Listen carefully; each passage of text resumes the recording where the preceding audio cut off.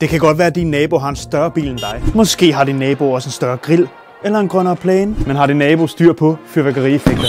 Fyrværkerieffekter er det visuelle, du ser på himlen i takt med, at det hele eksploderer over dig. Den første effekt er peonien. Det er en af de mest almindelige effekter, og også en af de nemmeste at genkende. Så her kan du ikke gå galt i byen. Peonien springer i mange farver, uden glitter og efterlader ingen spor. Chrysanthemum er et kringlet navn, men det er også en variation af peonien. Den skiller sig ud ved, at den laver et spor af gnister efter sig. Den næste effekt, det er willow, og i stedet for gnister, så efterlader den her lange haler af guld eller sølv. Nu når jeg tænker over det, så ligner den faktisk lidt et piletræ. Den næste effekt hedder palm og ligner en palme. Palm består af store stjerner, som falder ligesom palmeblade. Den efterlader en tyk hale efter sig, som danner palmestammen. Til sidst så er der rokaden, som er lavet af enten guld eller sølv. Det er store stjerner, så trådene bliver tykkere og formen kugleformet. Nu er jeg godt mættet af alle de her effekter. Hvilken effekt synes du er flottest?